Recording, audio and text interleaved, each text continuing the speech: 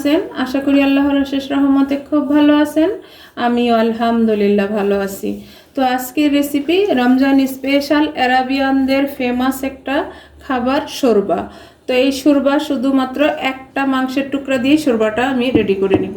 এর জন্য এই যেখানে আমি নিয়ে নিছি গম আধা ভাঙ্গা, এটা এখানে প্যাকেটে কিনতেই পাওয়া যায়, কারণ এটা আরাবিয়ানদের অনেক ফেমাস একটা খাবার, ওরা এটা রোজাতে খাবে, যার কারণে এই গমের গুঁড়াটা পাওয়া যায়। তো এখানে আমি 1 কাপ গম দিয়ে বানাবো, এর জন্য এই যে একটা প্রেশার কুকার নিয়ে নিলাম। এর মধ্যে এখন আমি এই গমটা ঢেলে দিব। বিসমিল্লাহির রহমানির রহিম দিয়ে এখন এর মধ্যে দিয়ে দিব আমি এই যে 1 কাপ পানি, আর দিব এই যে 1 চামচ আদা রসুন পেস্ট, যেহেতু আমি মাংসটা দিব এর কারণে। আর এরকম একটা মুরগির বুকের মাংসটা দিয়ে দিলাম। প্রথমে এগুলো আমি শুধু সিদ্ধ করে নিব।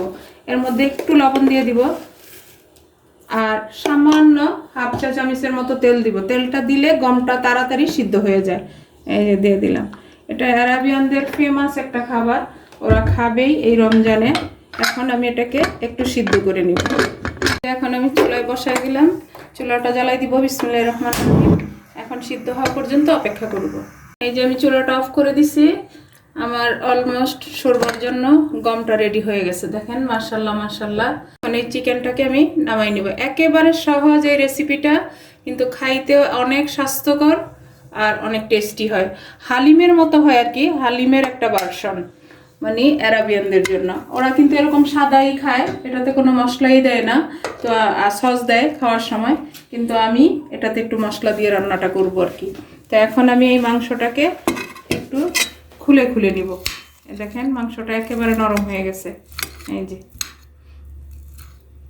মাশাআল্লাহ মাশাআল্লাহ, অনেক সুন্দর একটা ফ্লেভারও চলে আসছে। আজকের এই আরাবিয়ান রমজান স্পেশাল শোরবা যদি আপনাদের কাছে একটু ভালো লাগে তাহলে বাসায় ট্রাই করবেন আর আমাকে কমেন্টসে জানাবেন। আর আমার চ্যানেলটাকে সাবস্ক্রাইব করবেন, লাইক করবেন, শেয়ার করবেন এবং কমেন্টস করবেন। প্লিজ আমার ভাই বোনেরা আমার পাশেই থাকবেন। আর যারা ফেসবুক পেজ থেকে দেখতেছেন তারা পেজটাকে লাইক শেয়ার কমেন্টস করে দিবেন। একেবারে সহজ এই রান্নাটা, অথচ যদি বাসায় রাখা যায় মানে অনেক স্বাস্থ্যকর একটা রেসিপি। শোরবাটা রান্না করার জন্য এখন আমি এখানে দিয়ে দিব 2 চামচ তেল। আর তেলের ব্যবহারটাও একেবারে অল্প করা হয় এটাতে। এখন নিব আমি একটা পেঁয়াজ কুচি। পেঁয়াজটাকে একটু লাল করে ভেজে নিব। পেঁয়াজটা লাল করে ভাজা হয়ে গেল। এই পর্যায়ে আমি, যেহেতু আমরা বাঙালি একটু ঝাল তো হতেই হবে, 4টা কাঁচামরিচ কুচি করে নিছি আর 2টা তেজপাতা দিয়ে দিলাম। দিয়ে এটাও একটু ভাজবো, সামান্য করে একটু ভেজে নেব। একেবারে সহজ এই রেসিপিটা। এই পর্যায়ে আমি এই যে গমটা সিদ্ধ করে রাখছি সেটা ঢেলে দিব। এখন চুলার আঁচটা কিন্তু একেবারে লো ফ্লেমে রাখছি।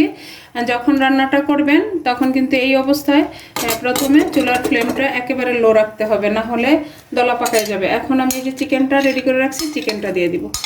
আমি 1/2 চা চামচ হলুদ গুঁড়া দিব। আরাবিয়ানরা কিন্তু হলুদটা দেয় না।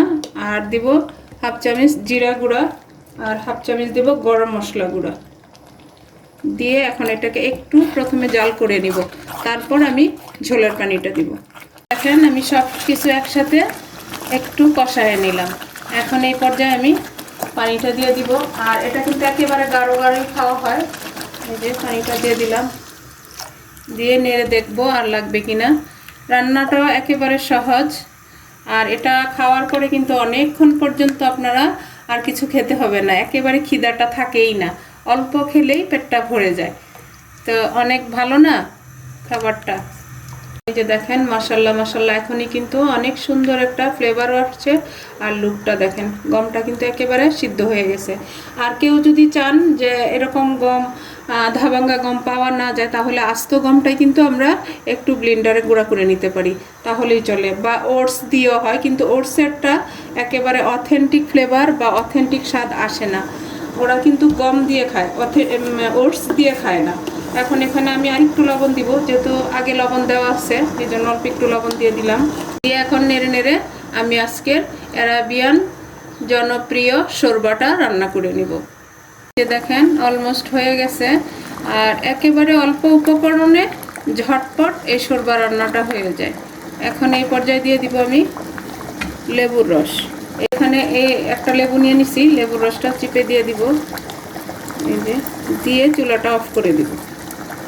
আর লেবু রসটা যদি কেউ চান আলাদাভাবেও দিতে পারেন যখন খাবেন তখন, কিন্তু অ্যারাবিয়ানরা এইভাবে একসাথেই দিয়ে দেয়। এই যে দেখেন মাশাআল্লাহ। এখন নামাই নিব, নামায়া সার্ভ করব। এখন একটা বলবাটিতে আমি শোরবাটা ঢেলে দিব। দেখেন মাশাআল্লাহ লুকটা। এরকম এক বাটি শোরবা যদি থাকে টেবিলে তাহলে ইফতারের মজাটাই যেন আলাদা হয়ে যায়। দেখেন মাশাআল্লাহ মাশাআল্লাহ। এখন এই শোরবার মধ্যে অনেকে অ্যারাবিয়ানরা পেঁয়াজ বেরেস্তা দেয়, আবার অনেকে দেয় না। আর অ্যারাবিয়ানরা কিন্তু অনেক পেঁয়াজ বেরেস্তা খায়, তো আমি একটু দিয়ে দিব এই যে উপর দিয়ে। দেখেন মাশাআল্লাহ, এটার খাওয়ার মজাই আলাদা। একবার বাসায় বানান, বানালে বুঝতে পারবেন যেটার টেস্ট কেমন। আর এটা আমি এখন সাইডে রেখে দিব। রেখে এই যে এখানে আমি একটু নিয়ে নিলাম, এখানে আবার একটু পেঁয়াজ বেরেস্তা দিয়ে দিব। দিয়ে আর ওরা কিন্তু এটা টমেটো সস দিয়ে সার্ভ করে, তো আমি এই যে উপর দিয়ে এরকম একটু টমেটো সস দিয়ে দিব। এটা খাওয়ার যে কি মজা, বাসায় না বানালে বুঝতে পারবেন না। একেবারে সহজ রেসিপিটা, কিন্তু খাইতে খুব টেস্টি হয়। আমি একটু আপনাদেরকে দেখাই যে শোরবাটা কেমন হয়েছে। দেখেন দেখেন মাশাআল্লাহ মাশাআল্লাহ। এই এক বাটি শোরবা খাওয়ার পরেই আপনার শরীরটা একেবারে চাঙ্গা হয়ে যাবে, এনার্জি চলে আসবে। তো যাই হোক, আজকে আমার একেবারে অল্প উপকরণে অল্প সময়ের মধ্যে ঝটপট অ্যারাবিয়ান ফেমাস একটা রেসিপি শোরবা রান্না করা হয়ে গেল। আপনারাও বাসায় বানান, এই রোজার ইফতারে এনজয় করুন। আমি আপনাদের কাছ থেকে আর আজকে আমার এই রেসিপিটা বানানো শেষ হয়ে গেল। আমি আপনাদের কাছ থেকে বিদায় নিব, আবার নতুন কোনো রেসিপি নিয়ে আসবো। আল্লাহ হাফেজ।